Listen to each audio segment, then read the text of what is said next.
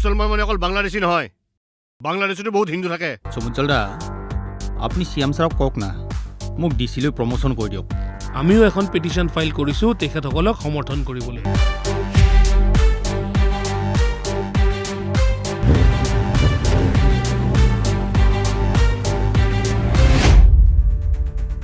মুকলি হ'ল বহু অপেক্ষিত ৱেব ছিৰিজ স্কেম 2019। আজি গুৱাহাটী প্ৰেছ ক্লাবত ইয়াৰ ট্ৰেইলাৰ মুকলি কৰা হয়। APWৰ সভাপতি অভিজিৎ শৰ্মাৰ দ্বাৰা প্ৰযোজিত এই ৱেব ছিৰিজখনৰ মুখ্য চৰিত্ৰত অভিনয় কৰিছে যতীন বৰা, বিভূতিভূষণ হাজৰিকা, মৈত্ৰেয়ী গোস্বামী, মানিক ৰয়, ইয়াংকি পৰাশৰ আৰু RK। এই কল্পিত ৱেব ছিৰিজখন এজন ভ্ৰষ্টাচাৰী আৰু কৌশলী বিষয়াৰ চৰিত্ৰক লৈ ৰচিত হৈছে, যাক এটা জাতিৰ পৰিচয় আৰু সংস্কৃতি ৰক্ষাৰ বাবে নিযুক্ত কৰা হৈছিল। কিন্তু তাৰ পৰিৱৰ্তে উক্ত বিষয়াজন দশকৰ আটাইতকৈ ডাঙৰ কেলেংকাৰীত জড়িত হৈ পৰে। এই কেলেংকাৰীয়ে কেৱল আৰ্থিক ক্ষতিয়ে কৰা নাছিল, ইয়াৰ ফলত ৰাজ্যখনৰ ৰাজনৈতিক আৰু সাংস্কৃতিক পৰিচয়তো সংকটৰ সৃষ্টি হৈছিল। ছিৰিজখনৰ পৰিচালনা RKৰ, কাহিনী অভিজিৎ শৰ্মাৰ, চিত্ৰনাট্য আৰু সংলাপ ভাস্কৰ ডেকাৰ, চিত্ৰগ্ৰহণ বিতুল দাসৰ, সম্পাদনা জুলন কৃষ্ণ মহন্তৰ আৰু সংগীত ঋদীপ দাসৰ। ট্ৰেইলাৰ উন্মোচন কৰে পৰিচালক RK আৰু শিল্পী আদ্ৰিতা পৰাশৰে। এই উপলক্ষে প্ৰযোজক অভিজিৎ শৰ্মাই কয়, আমাৰ আগন্তুক ৱেব ছিৰিজ স্কেম 2019ৰ ট্ৰেইলাৰ মুকলি কৰি আমি আনন্দ অনুভৱ কৰিছোঁ।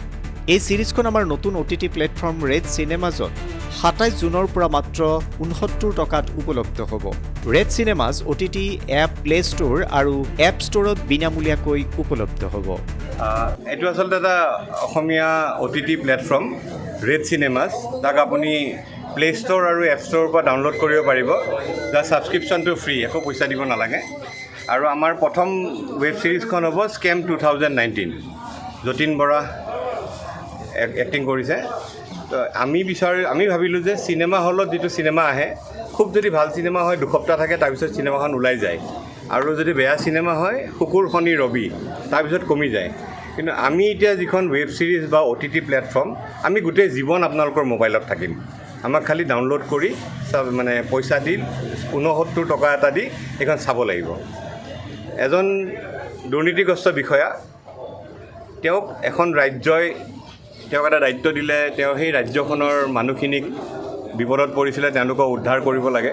কিন্তু তেওঁ সেইটো নকৰি পেলাই তেওঁ পইচাৰ পিছত লাগিলে আৰু দুৰ্নীতি কৰিলে, বিভিন্ন বেয়া কাম কৰিলে আৰু সেই জাতিটোক ৰাজনৈতিকভাৱে, সাংস্কৃতিকভাৱে তাক ধ্বংস কৰিলে। আৰু সেইটোৰ ওপৰতে এই কাল্পনিক এই ৱেব ছিৰিজখন। প্ৰথম পৰ্যায়ত 4টা খণ্ডত তাৰপিছত আকৌ প্ৰথম আমি এতিয়া পাৰ্ট 1 27 জুন 2025 শুকুৰবাৰ, সেইদিনাখন 4টা এপিছড আহিব। আৰু তাৰপিছত আৰু ছেকেণ্ড হিচাপে আৰু 4টা এপিছড থাকিব। আৰু ইয়াৰ পিছত আমি এখন APSC scam 2013 the full story, আমি চবেই জানো ৰাকেশ পালৰ জড়িত যিটো APSC স্কেম, তাতে বিপ্লৱ শৰ্মা ছাৰৰ যিটো ৰিপৰ্ট, সেইখিনিৰ ওপৰত এখন আমি চিন্তা কৰি আছোঁ। কেনেকৈ ৰাজনীতিকভাৱে এই দুৰ্নীতিটো হৈছিলে, কেনেকৈ আপোনাৰ এজন অপৰাধীয়ে সাক্ষী দিলে, মানে এজন অপৰাধীৰ সাক্ষীক কেনেকৈ মানে হেৰি কৰা হ'ল, ৰাজ্য কৰা হ'ল, তেনেকুৱা ধৰণৰ। তো ঠিক তেনেকৈ আমি এটা এটাকৈ আৰম্ভ কৰিছোঁ। হয়, নামবিলাকতো বহুতৰে বহুত নাম থাকে। এতিয়া সমুজ্জ্বল বুলি ক'লে লাখ লাখ সমুজ্জ্বল আছে, অভিজিৎ বুলি ক'লে লাখ লাখ অভিজিৎ আছে, তেনেকুৱা কথা। তো নামবিলাক আমি দিছোঁ, এইটো ডাইৰেক্টৰে দিছে নামবিলাক, তেনেকুৱা কথা। কাল্পনিক যদি যিহেতু এটা ঘটনা, যিটো জাতিটো NRC প্ৰসংগ আছে, NRCৰ লগত আমাৰ মতলব নাই, সেইটো তেনেকুৱা কোনো হেৰি নাই।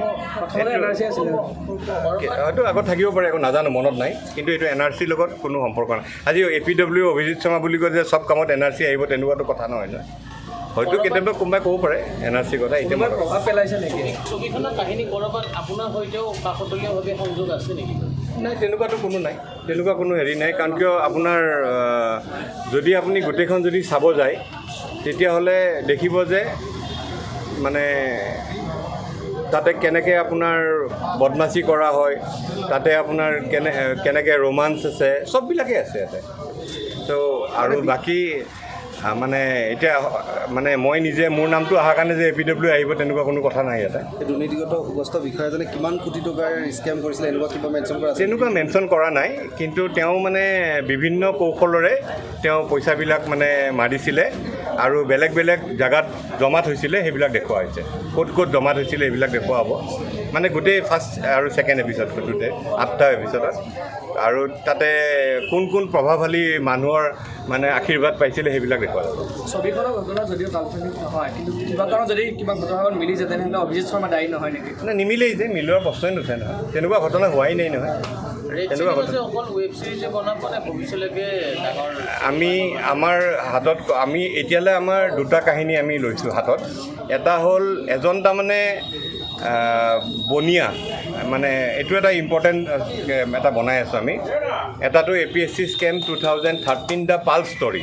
এইটো হ'ল থ্ৰু ৰাকেশ পালৰ ওপৰত বনাই আছোঁ কেনেকৈ এটা ধৰ্মীয় অনুষ্ঠানক সহায় লৈ কেনেকৈ গোটেই APSC স্কেম কৰিলে গোটেই ছিষ্টেমটোক ধ্বংস কৰি পেলালে কেনেকৈ ৰিটায়াৰ্ড এজন জাজে মানে এটা প্ৰতিবেদন বনালে এজন অভিযুক্তক সহায় লৈ এই গোটেইখিনি আমি দেখুওৱা যাব আৰু এটা দৰকাৰী এটা আছে বিষয় এটা আহিব আমাৰ আমি মানে কাহিনীটো আমি লিখি আছোঁ এইটো হ'ল এজন বাহিৰৰ UP বিহাৰৰ এজন ধূপ বেপাৰী তেওঁ ধূপ বিক্ৰী কৰিছিলে তেওঁ অসমত আহি তেওঁ মন্ত্ৰী হয় কেবিনেট মন্ত্ৰী হয় তেওঁৰ পত্নী তেওঁৰ পুতেকে থলুৱা খিলঞ্জীয়াৰ মাটিবিলাক দখল কৰে আৰু ফ্লেট বনায় কেনেকৈ ধনী হ'ল কি কৰিলে তাৰ ওপৰত এটা আমি চিন্তা কৰি আছোঁ গুৱাহাটী প্ৰেছ ক্লাবৰ পৰা Imran Hussain news desk report